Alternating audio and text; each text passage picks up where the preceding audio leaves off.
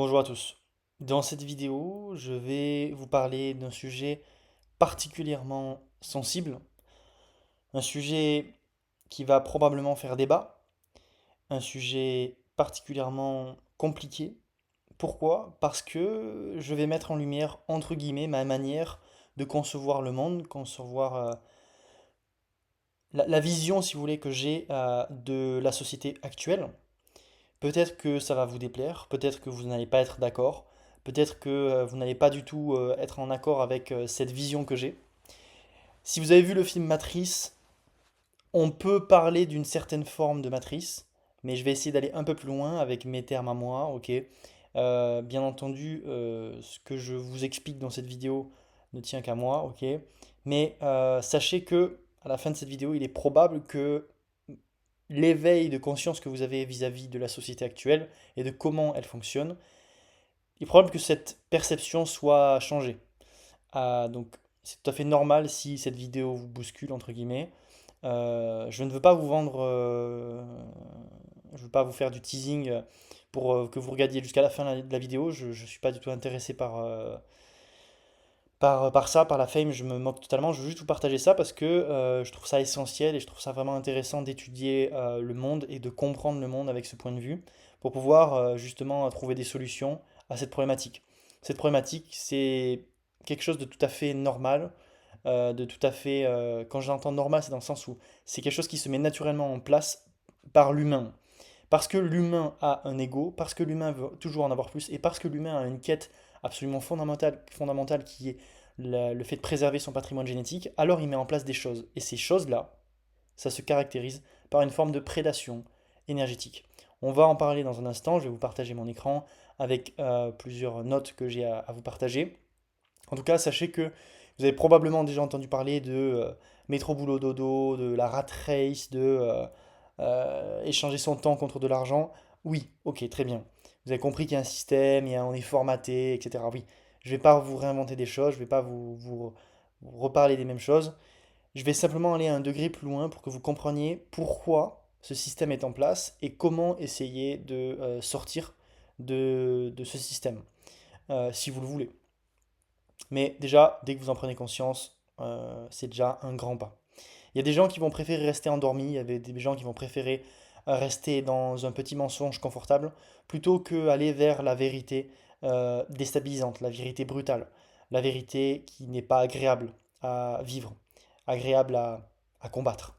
C'est ok, il n'y a pas de jugement, vous prenez le chemin que vous voulez. Moi, je vous montre la perception que j'ai de la société d'aujourd'hui. Peut-être que c'est pas le cas, peut-être que c'est pas la perception que vous avez. Bref, je vous partage ça dans un instant. Qu'est-ce que la prédation énergétique? On se retrouve sur mon écran immédiatement. Voilà. Pourquoi tu es sous prédation énergétique? Pourquoi tu es comme un putain de maïs pour l'État? Excuse-moi de ma vulgarité, mais c'est nécessaire d'appuyer sur ça. Donc en gros, ce que j'appelle prédation énergétique, c'est-à-dire qu'on a une société d'humains primitifs qui, bien que nous soyons relativement évolués, même si en soi on est profondément stupide, on est quand même plus évolué qu'à l'ère de l'Australopithèque, mais on reste quand même des humains primitifs avec des hiérarchies qui se mettent naturellement en place, avec des dominants soumis, avec différents archétypes d'humains, avec des personnalités, avec des intérêts égoïstes, et on est tous des humains qui sont drivés par des intérêts égoïstes et qui, fondamentalement, ne cherchent qu'une seule chose, la reproduction et la préservation du patrimoine génétique. Ok, basé sur ça, il y a des humains qui ont pris l'ascendant et qui ont essayé de dominer d'autres humains. Justement parce qu'ils ont compris que par prédation énergétique, ils peuvent obtenir ce qu'ils veulent. Pourquoi? Parce qu'il y a des humains qui ont compris que s'ils veulent plus que ce qu'ils ont aujourd'hui, par leur personnalité ou juste pour une question d'ego, s'ils veulent plus que ce qu'ils ont aujourd'hui, il va falloir qu'ils travaillent plus. Le problème, c'est que leur temps est limité. On a tous, malheureusement, on a tous, je suis désolé de vous l'apprendre, on n'a que 24 heures. Sur ces 24 heures, on a, si on est relativement équilibré, on a à peu près 8 heures de sommeil. Sur le reste de ce temps-là, où on ne peut pas être actif, on a des choses à faire. on a prendre soin de nous, manger, s'occuper de sa famille, s'occuper de nous-mêmes, on a plein de choses. Le reste du temps, on va dire entre 8 et 10, voire 12 heures, on peut faire d'autres trucs. Mais sur cette tranche-là qu'on utilise aujourd'hui pour travailler, on est limité. On n'a que 12 heures, on va dire un maximum, pour arriver à gagner son argent et manger le soir. Mais on fait un échange donc de notre temps contre de l'argent. Ça, tu as déjà appris, je ne vais pas te réapprendre. Tu sais très bien qu'on est dans une société où tu échanges ton temps contre de l'argent. Mais là, on va aller beaucoup plus en profondeur. Je vais t'expliquer qu'est-ce que c'est la prédation énergétique. Si tu échanges ton temps, c'est-à-dire ta vie, parce que littéralement, ton temps, il n'est pas illimité. Il est limité. C'est-à-dire que tu as un nombre réduit d'heures de temps dans ta vie. Donc tu donnes ce temps-là en échange de quoi? En échange d'une valeur. Cette valeur, c'est de l'argent. Mais si on te donne de l'argent, si quelqu'un te dit, écoute, tu passes 1 heure à faire ça, moi je te donne ça. Tu passes 1 heure, je te donne 10 euros. Pourquoi je te donnerai 10 euros? Parce que le travail que tu vas faire pendant ces 1 heure va me rapporter plus de 10 euros. Donc ça veut dire que la personne qui a mis ça en place, elle a compris que elle, son temps est limité, donc elle va avoir une prédation énergétique sur toi. Elle va, écoute, tu fais ça pendant 1 heure et je te donne 10 euros. Mais moi, j'en gagne 30. Et donc là, la personne, elle a compris que elle peut gagner de l'argent en étant détachée de son temps. C'est-à-dire que la personne qui te donne ce travail-là, qui te dit ça, alors oui, tu vas me dire, c'est peut-être ton manager, c'est peut-être ton patron, etc. Eux, ils travaillent aussi, mais il y a des personnes encore plus haut. On peut penser à ton chef, au chef d'entreprise, mais on peut penser aux banques qui ont dessus et surtout à l'État. Et donc, on te dit, travaille encore plus, et moi, je gagne mon argent. S'il te plaît, travaille, fais en sorte que je te mets bien si tu veux, mais juste travaille, utilise ton temps, parce que c'est pas moi qui vais aller piocher dans une mine pour aller euh, récupérer de l'or et de l'argent. Donc c'est pas moi qui vais m'occuper de dépenser mon temps pour aller récolter mon argent. Donc je paye quelqu'un un petit peu pour qu'il use de son temps, parce que son temps a beaucoup moins de valeur que le mien. Il use de son temps qui est limité, et moi je récolte l'argent. Ça, c'est la domination, c'est la prédation par l'énergie. Et en fait, ce que j'essaie de t'expliquer dans cette vidéo, c'est que les personnes qui sont tout au-dessus, c'est les États et les grandes familles.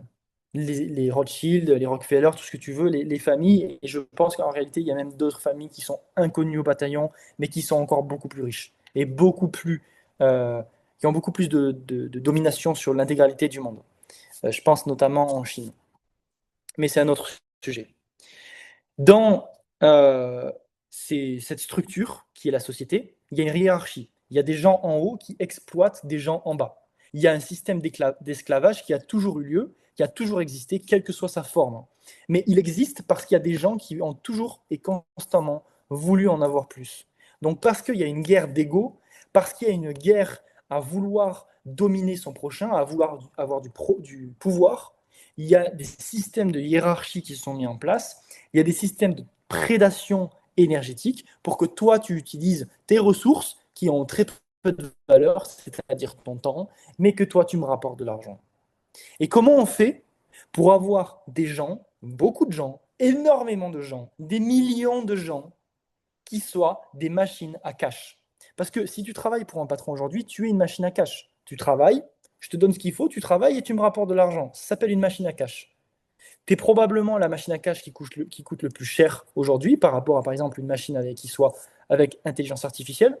Probablement que tu coûtes très cher, mais par contre, tu es rentable. Ça va. Tu poses un peu de problème de temps en temps, mais tu es rentable. Donc, comment on fait pour avoir des millions et des millions de machines à cash qui te rapportent énormément d'argent sans que tu aies rien à faire, en tant que grande famille, en tant qu'État?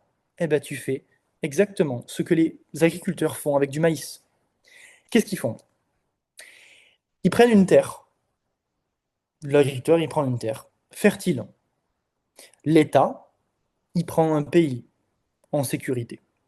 avec une bonne prédisposition pour pouvoir planter des graines. L'agriculteur met des graines, l'État fait en sorte qu'il y ait des naissances. Le maïs, il va petit à petit, avec patience, l'agriculteur va attendre, mais petit à petit, le maïs va grandir. L'enfant qui vient de naître dans un pays va grandir. Donc l'agriculteur, il a payé sa graine. L'agriculteur, il a payé sa place, c'est-à-dire sa parcelle, son terrain, sa terre. Il a payé, il a investi, il mise sur l'avenir. Et pendant de longues années, ou pendant de longs mois, je ne sais pas combien de temps met un maïs à pousser, mais il a investi patiemment, il a attendu. L'État, il a investi sur ta naissance, il a investi sur l'école, et il a fait en sorte que tu puisses grandir. Mais est-ce que tu crois vraiment que l'agriculteur, il va mettre cet argent jeté en l'air pour que le maïs fasse sa vie? Ou est-ce que tu penses que l'État a mis tout cet argent et a fait en sorte de faire un pays sécurisé pour que tu puisses grandir et qu'au final tu prennes ton propre chemin? Non, bien sûr que non. Comme tout investissement, l'investisseur, l'agriculteur, l'État, attend un retour sur investissement. Il a mis de l'argent dans ta naissance, dans ton éducation. Donc il veut être certain que quand tu vas lui rapporter de l'argent, tu lui rapportes à coup sûr et beaucoup. Et donc l'agriculteur, il a fait en sorte de cultiver ses maïs de la meilleure des manières, avec la bonne météo. Donc il s'est positionné à un bon endroit. Il a fait en sorte de mettre un piquet pour pas que le maïs aille d'un côté et de l'autre, pour que quand il ce soit beaucoup plus facile. Il a fait en sorte que les maïs aient la même hauteur, comme ça ces machines elles vont pouvoir passer et vont pouvoir récupérer le maïs. Il a fait en sorte que les maïs qui soient produits soient de bonne qualité et qu'ils puissent se vendre à prix d'or, à prix cher, pour qu'il puisse faire son bif, son argent, son oseille, ses pépettes. Bon, eh ben, l'investissement que l'État a fait sur toi pour pouvoir récupérer sa mise de départ durant ton éducation, aujourd'hui, tu rentres sur le monde du travail. Tu rentres sur le monde du travail, et donc ça y est, tu es, entre guillemets, une machine à cash qui va commencer à rapporter. Le problème, c'est que entre tes 0 et tes 20 ans, on va dire, quand tu commences à travailler, il y a 20 ans de flou. On ne sait pas trop où tu peux aller. Qu'est-ce que tu peux faire? Justement, il y a de l'école. Il y a une programmation. Il y a un endoctrinement, excuse-moi. Il y a, en gros, une boîte dans laquelle on te met et on fait en sorte que tu ne sortes pas de cette boîte pour que tu sois exactement taillé comme on te veut. On veut en sorte que la machine à cash produise ce cash-là et on ne veut pas qu'elle produise ailleurs ou qu'elle fasse son propre cash. On ne veut pas une machine à cash indépendante. On veut qu'elle soit rentable pour nous, pour l'investisseur, pour l'État, pour les grandes familles. Donc, on fait en sorte de te programmer pour que tu sois rentable au jour 1. Et le jour 1, c'est quoi? C'est dès que tu es sur le marché du travail. Même si tu as été un petit peu rentable dans ton adolescence, parce que tu es allé en boîte, tu t'es acheté des fringues, etc., tu as payé de la TVA, donc tu as déjà commencé à être rentable. Mais là, ça paye juste l'infirmière à ta naissance. Eux, ce qu'ils veulent, c'est un rentabilisement, ils veulent faire du cash. Donc, qu'est-ce qu'ils font? Ils te mettent des impôts, ils te mettent des taxes, ils te mettent des frais, ils te mettent la TVA. Et à partir du moment où tu commences à travailler, ça y est, tu es un maïs rentable. Et donc, comme l'agriculteur, à partir de là, tu commences à vraiment euh, être rentable. Donc là, les fruits de la production, tu es enfin rentable. Maintenant, pendant ta carrière, pendant tes 40 ans de carrière, on va faire en sorte que tu restes une bonne machine à mesure. On veut avoir les fruits de l'investissement. On veut un maximum de production. On veut que tu rapportes cash. Et donc, on veut que les maïs se vendent bien. On veut beaucoup de maïs, on veut de la qualité et on veut qu'ils produisent limite à toutes les saisons. Et donc, on veut que tu payes des impôts, on veut que tu payes des taxes, on veut que tu payes de la TVA, des frais, etc. Mais par contre, on est conscient que, comme toute machine, il y a une durée de vie. Il y a une durée de vie et donc, tôt ou tard, on sait que tu ne rapporteras plus. Donc, on va faire en sorte de te conditionner à avoir des enfants. Même si toi, tu n'avais pas l'intention d'en avoir, on va faire en sorte que tu sois quand même conditionné, parce qu'on va conditionner tes potes. Et quand tu vas voir tes potes qui veulent des enfants, qui ont des enfants, au bout d'un moment, tu en voudras. Donc on te conditionne par l'ego, on te conditionne par différents leviers qu'on va voir dans un instant, pour faire en sorte que tu sois une bonne machine à cash, et qu'ensuite tu fasses la production toi-même de machines à cash, c'est-à-dire que tu fasses des enfants. Donc on mise sur l'avenir pour que ce soit en permanence des générations et des générations de maïs très rentables qui soient produits. Et donc, les enfants, c'est la prochaine production, c'est la relève, c'est la machine à cash suivante. Et donc, on fait des nouvelles plantations. Et toi, tu fais des enfants. Et au bout d'un moment, les enfants grandissent, ils prennent à leur tour leur rôle, et toi, tu meurs. Tu meurs, mais attends, c'est la fin d'un cycle, hein, on est d'accord, c'est la fin d'une machine à cash, mais le, le producteur, l'État, il peut quand même un petit peu s'engraisser sur toi, non? Tu as réussi à mettre un peu d'argent de côté, bon allez, on va t'en prendre un petit bout, hein? Donc tu vas avoir des taxes et des impôts sur les cessions, pas les cessions, excuse-moi, les héritages, les successions, voilà, je cherchais le mot, excuse-moi, sur les successions, sur ton tombeau, la location de ton emplacement dans le cimetière. Il y a plein de frais qui vont te permettre d'être rentable même quand tu es mort. Tu vois?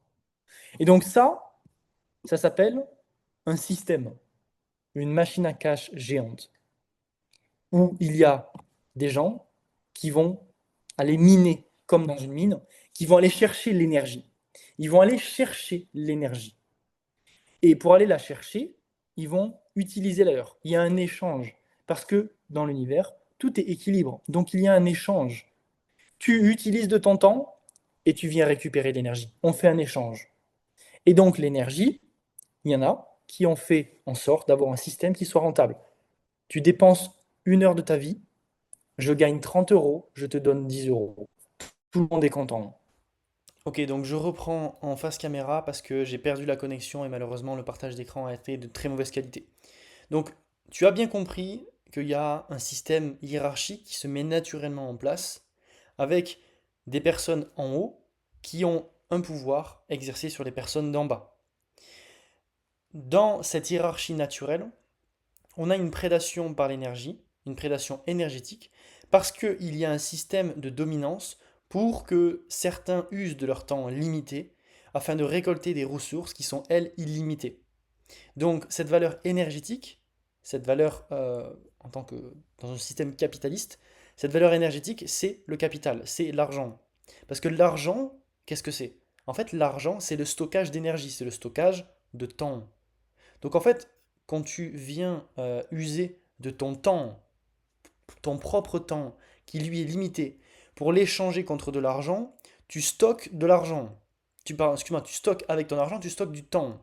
Le problème, c'est que cet argent, on t'en donne pas beaucoup, on t'en donne assez pour vivre. Pourquoi? Parce que si tu en avais plus, tu ferais autre chose. Donc on t'en donne assez pour vivre, pour que tu aies encore ce besoin insatiable de devoir tourner encore dans la roue tel un hamster pour pouvoir payer tes factures. Donc tu utilises de ton temps pour stocker du temps dans une valeur qui est de l'argent, et ensuite cet argent tu l'utilises pour payer ton train de vie. Donc en fait, tu ne fais que travailler pour rien. Tu ne gagnes pas d'argent. Il faut que tu fasses un bénéfice, que tu mettes de l'argent de côté pour pouvoir stocker du temps. Mais sinon, tout ce que tu gagnes, en réalité, tu le perds. Parce que tu perds ton temps et tu perds ton argent. Donc tout ce que tu stockes comme temps, tu le perds parce que tu dépenses dans tes factures. Donc il faut arriver à décorréler le temps de tes revenus. Et donc, euh, cette prédation par énergie, elle est valable pour toi, mais elle n'est pas valable pour ceux qui ont cette prédation, qui exercent cette prédation. Et donc, il faut comprendre que un État ou un agriculteur, il veut pas que son maïs il s'enfuit et qu'il fasse sa vie tout seul ou qu'il soit rentable de son côté. Il veut pas, l'État ne veut pas que toi, de ton côté, tu t'enfuis et tu ne sois pas dans les cases, parce que ça veut dire que tu serais une machine à argent indépendante et il aurait moins de pouvoir sur toi. Il peut faire moins de choses, il peut être moins rentable. Donc c'est pour ça qu'il a besoin de te cadrer, de te mettre dans une case. Et comment tu fais quand tu veux mettre quelqu'un dans une case sans qu'il parte? Tu vas le conditionner, tu vas le formater sur les trois plans physiques, le plan mental, spirituel et le plan physique. Le plan mental, il va y avoir le comportement, il va y avoir l'endoctrinement, il va y avoir la programmation à l'école. En fait, où on va en fait entre guillemets t'éduquer, te programmer, mais on peut donner un aspect négatif, péjoratif à la programmation. En réalité, c'est juste un programme différent de celui qui correspond à ce que tu veux. Donc, le programme qu'on te met dans la tête, c'est celui qui correspond à un bon maïs modèle qui rapporte beaucoup d'argent. Donc, c'est-à-dire un profil qui va s'insérer dans la société capitalistique, dans la hiérarchie du capitalisme, et qui sera bien rentable lorsqu'il sera sur le monde du travail. Et donc, cette programmation, elle se fait dès l'enfance, et il y a à tout moment, entre 0 et 20 ans, entre 0 et le moment où tu démarres dans la vie, il y a toujours un petit flou, on ne sait pas trop ce que tu vas faire, on ne sait pas trop où tu vas aller. Donc on a besoin de te cadrer, et te cadrer via l'école, via le conditionnement, via etc., différents leviers. Donc c'est la partie mentale. Et une autre forme de conditionnement, ou du moins comment faire en sorte que euh, l'investissement ne parte pas, entre guillemets, de travers, ça va être par exemple les troubles du genre. Les troubles du genre, ça veut dire que tu as un problème identitaire. Tu ne sais plus qui tu es. Donc si tu ne sais plus qui tu es perdu. Et donc qui dit perdu, dit facilement manipulable. Et donc, si tu perds ton identité, si tu perds tes repères, si tu n'as pas de modèle, si tu n'as pas de structure, tu es très facilement manipulable. Et donc, tu peux facilement aller dans la direction dans laquelle on veut que tu ailles. Pour être, en fait, si tu veux, si tu veux, un outil de propagande, un outil de manipulation pour rentabiliser d'autres points, soit être à toi-même un outil formidablement rentable dans une économie de capitaliste. J'espère que tu arrives à me suivre. Mais en gros, comprends une chose, c'est que tout ce que tu as dans le crâne, en fait, ça a été injecté pour une raison. Qu'elle soit bonne ou mauvaise, c'est pas la question. Ça a été injecté. La question, c'est est-ce que c'est toi qui es maître de ces informations, maître de cette programmation, ou on te l'a mis. Si on te l'a mis, ça veut dire qu'il y a un intérêt à ce que t'on le mette, enfin, à ce qu'on te le mette. Ça veut dire que quelqu'un exerce une domination sur toi, une prédation énergétique. Donc, ça c'est la partie mentale. Après, la partie physique. La partie physique, ça peut être avec le sexe, ça peut être avec le sucre. Parce que là, on vient, entre guillemets, te donner une carotte. Et on peut te manipuler. Il y a une domination. Viens, tu vois ce joli décolleté. Ou viens, tu vois ce petit sneaker en sucre. Et là, il y a de la consommation. Là, il y a un moyen de canaliser l'esprit, de canaliser le physique et de venir driver les gens vers une direction. Et le troisième point, c'est le parti spirituel. Ben là, on peut parler d'endoctrinement, on peut parler de religion, de secte, on peut parler de propagande, on peut parler de croyance en fait, de manière générale. Et donc, est-ce que tu es sous prédation énergétique? Oui. Est-ce que tu as un bon ROI pour le gouvernement? Ça, je ne connais pas ta situation, je ne peux pas le dire. Est-ce que tu as été rentable en fait pour le gouvernement? Et donc, par rapport à tout ce que je viens de t'expliquer, tu as compris que tu dois décorréler, du moins si tu le souhaites, tu dois décorréler ton temps de tes revenus de ton temps. Et on peut se poser la question, mais comment faire? Comment faire? Parce qu'aujourd'hui, tu ne sais pas en réalité comment travailler autre que en étant payé à l'heure. Ben, un des moyens de le faire, c'est soit, premièrement, agir comme un investisseur, soit agir en te vendant littéralement non pas à l'heure, mais à la valeur. C'est-à-dire que si tu peux faire la mission qu'on te demande, non pas en 4 heures, mais en 30 minutes, et le résultat est le même, alors tu ne vas pas facturer à l'heure, tu vas facturer à la valeur. Parce que ce sera beaucoup plus rentable pour toi comme pour la personne de te payer à la valeur et non à l'heure. Donc tu vois, déjà changer entre guillemets ta facturation à l'heure au lieu de à la valeur. Excuse-moi, à la valeur au lieu de à l'heure. Et la deuxième chose, c'est avoir un point de vue investisseur dans ta vie. C'est-à-dire, quelles sont les choses où tu peux mettre 1 euro et récupérer 2, ou quelle que soit la somme. pour que ton temps ne soit pas la condition à tes revenus. Une des pistes que je trouve intéressante actuellement, c'est une piste de réflexion, c'est le rachat d'entreprise. Parce que d'après moi, les personnes les plus riches de cette planète, et j'ai pas l'ambition, j'ai pas l'envie d'être milliardaire, ok, mais les personnes qui ont le plus de succès financièrement parlant, qui sont en haut de la hiérarchie de prédation énergétique, c'est littéralement des gens qui rachètent des entreprises. C'est des gens qui ont plusieurs entreprises et qui ne sont pas dans l'opérationnel, mais qui sont au-delà, qui gèrent et qui ont un profil investisseur. Pourquoi? Parce que là, ils font tourner des machines à argent. Ils ont mis en place des systèmes qui permettent de générer des revenus, c'est-à-dire des entreprises, ou alors ils ont acheté des entreprises, c'est-à-dire qu'ils ont acheté des revenus. Ils ont donc investi dans une machine à cash. Et une machine à cash, comme on l'a vu un peu plus tôt, c'est-à-dire que c'est un système qui a été mis en place, un système solide, hiérarchique, structuré, qui permet d'avoir une prédation énergétique sur des gens qui ont consenti à échanger leur temps contre de l'argent. Et donc, toi, tu bénéficies, tu récoltes les fruits de ce système. Et donc, soit tu crées ta boîte, mais dans ce cas-là, tu vas devoir échanger ton temps pour monter cette boîte. Donc, c'est très énergivore, c'est très très coûteux, c'est très douloureux, ça prend énormément de temps, mais c'est possible. Ou alors, tu rachètes une entreprise.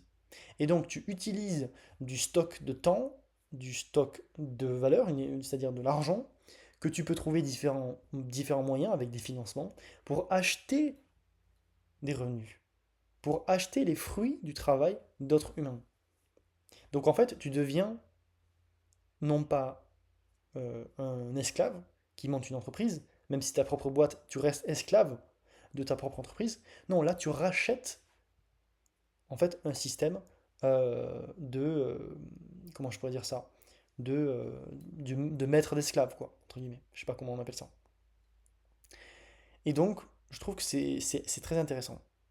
Tu vois, je prends un exemple, bien sûr, il n'y a aucun parallèle à faire, il y a aucun, on va pas se comparer à lui, mais si on prend l'exemple de Bernard Arnault, le patron de LVMH, c'est un monsieur qui a compris qu'il fallait racheter des entreprises. Donc il a racheté, il a un groupe de plusieurs entreprises.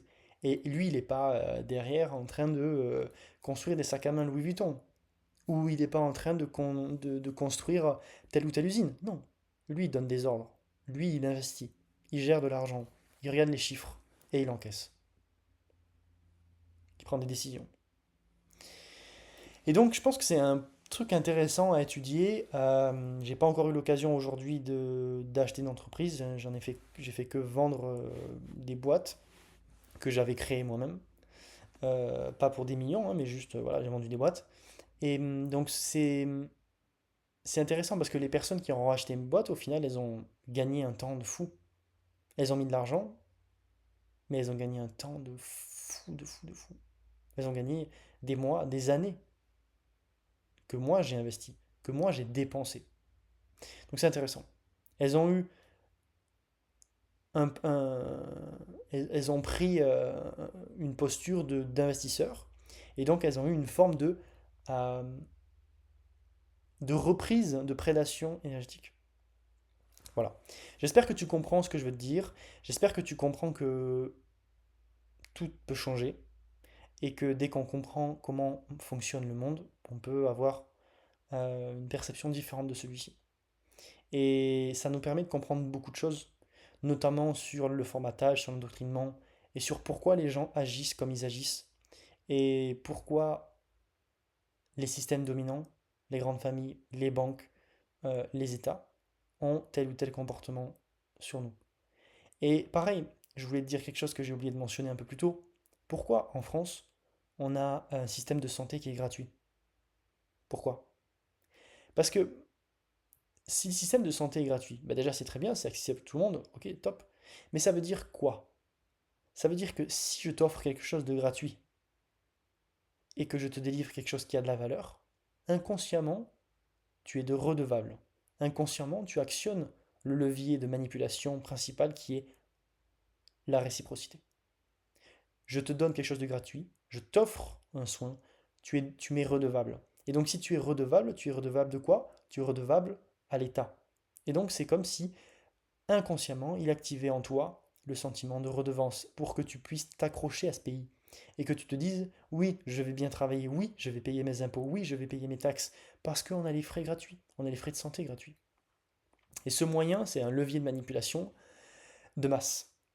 Et ça permet de devoir, ça permet à un État, à des grandes sociétés, ça permet aux grandes familles qui gèrent le monde, aux banques, d'avoir des bons esclaves en fait. Des bons esclaves qui sont bien rentables, qui obéissent et qui vont dans la direction qu'on veut.